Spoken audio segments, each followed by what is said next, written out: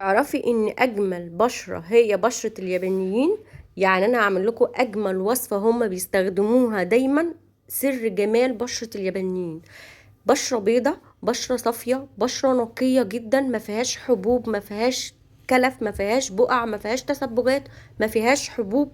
حاجة كده وقسما بالله وهمية. هتستخدميها من اول مرة هتشوفي النتيجة، بس هتدوم عليها وهتحبيها من جمالها. جربي الوصفة هتعجبك جدا. ما تنسيش تعملي اللايك والاشتراك في القناة وفعلي الجرس وشير لاصحابكم عشان يستفادوا. يلا بينا نشوف الوصفة القمر دي. اول حاجة هنا معايا يا بنات الرز المطحون. هاخد كده منه حوالي 3-4 معالق كبار. اهم حاجة كده يكون كمية حلوة، مش كتير قوي برضو. يعني انا عايزة حوالي 3-4 معالق كبار من الرز الابيض. الرز الابيض من الحاجات اللي بتفتح جدا جدا جدا لابعد مدى، وكمان بيزيل الجلد الميت والرؤوس السوداء وبيفتح البشرة. هبدأ ان انا احط كمان معايا ربع كوباية من الحليب.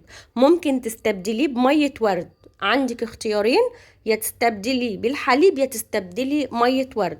انا بفضل الحليب علشان مفيد ومغذي للبشرة، وكمان انا بشرتي مختلطة. الناس اللي بشرتها دهنية بتستخدم مية ورد، يعني يفضل، بس انا بحب ان انا احط في الوصفة بتاعتي حاجات مفيدة ومغذية لبشرتي. هنا هبدأ ان انا اضيف كمان معايا فيتامين اي. هحط كده حوالي كبسولة فيتامين اي، من الحاجات اللي بتصحح البشرة وبتغذيها وكمان بتفيدها جدا جدا وبتديها نضارة غير طبيعية. فهنا انا حطيت كبسولة وابتديت ان انا اقلب الحليب. شايفين هنا الحليب هو اللي واضح اكتر من الرز، هو ده المطلوب. هضيف كمان معلقة من زيت الورد علشان التفتيح ويوحد لون البشرة، وكمان يخلي البشرة صافية وفيها نضارة غير طبيعية. اهم حاجة نقلب كويس علشان الزيوت ما تبقاش عايمة على الوش، تبقى في كل الوصفة، وده مهم جدا. بصوا، شايفين؟ تحفة. هنا بقى هبدأ ان انا كمان اضيف معلقة من زيت الليمون عشان يوحد لون البشرة ويصحح البشرة ويخليها ما فيهاش اي شوائب. وكمان لو عندك تسبغات او كلف او اسمرار من الشمس او اسمرار من البحر، بيوحد لون البشرة جدا. طبعا انا بقول الزيوت المفيدة المهمة انك تحطيها في الوصفة دي مهمة جدا، بس انت لو ما عندكيش الحاجات دي ما تقدريش ان انت تستخدمي الوصفة. بالعكس، حطي اي زيت انت بتحبيه او بتفضليه لبشرتك.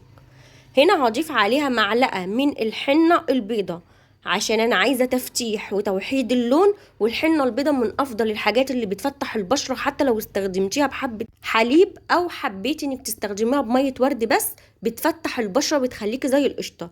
طب انا لو ما عنديش حنة بيضة، ممكن تستخدمي اللي هي بودرة الاطفال، او بتستخدمي مكانها معلقة من النشا. معلقة واحدة بس، ما تكونش كتير. وهقلب بقى الوصفة لحد ما الحنة تبدأ تدوب معايا، وكمان الزيوت تبدأ كده تبقى مندمجة مع بعضها، وده مهم قوي. شايفين الوصفة لغاية دلوقتي سايلة؟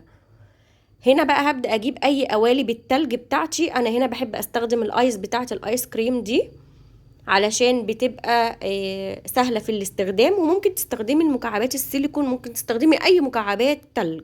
وهبدأ ان انا اعبيها.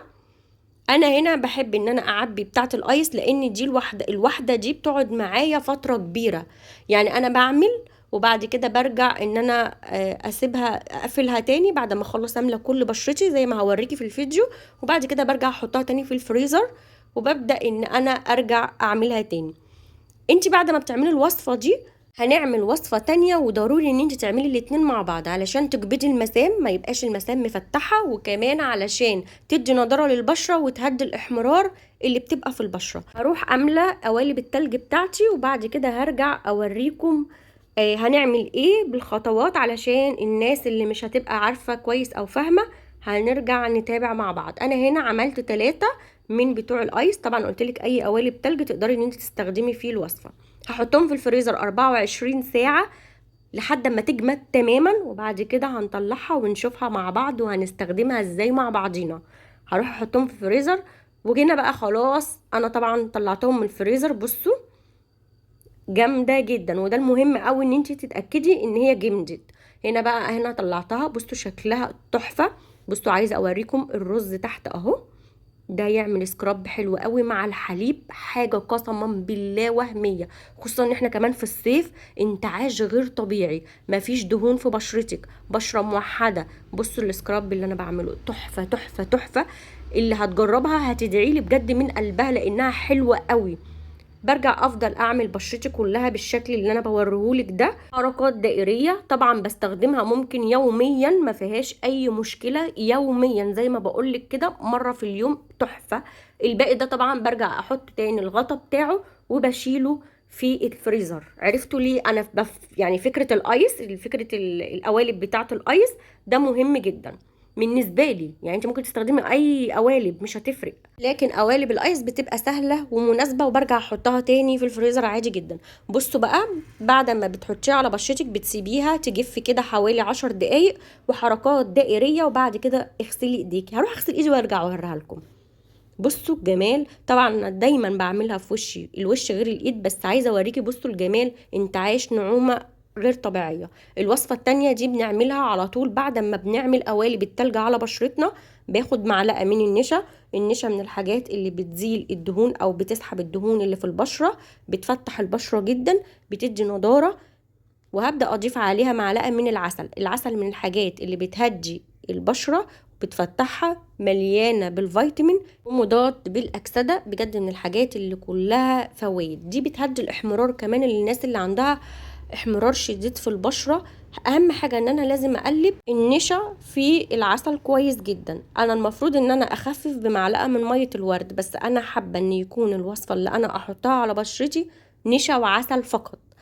ده هيفيد اكتر من ان انا احط ميه ورد. حابه تخففي بنقطه ميه ورد مفيش اي مشكله، معلقه كده من ميه الورد وخففي. بس انا بالنسبه لي هوريك القوام برضو. ده بفرده على بشرتي كلها كده كامله. عايزه اقولك نضاره غير طبيعيه، مفيش مسام واسعه، تقليل الدهون بنسبه كبيره، بيفتح البشره جدا. شايفين؟ بفردها على بشرتي بالشكل ده.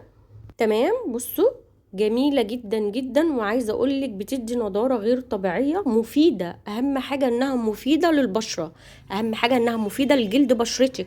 ده اهم حاجة عندي، ان الحاجة لما تبقى مفيدة ومغذية بشرتي ده اللي بيخلي فيه نضارة وحيوية للبشرة.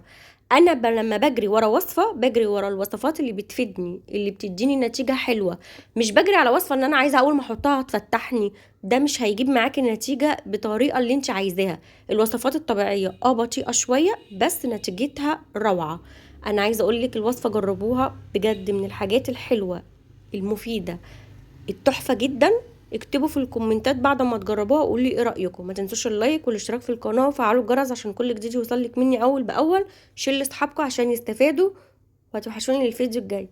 باي باي.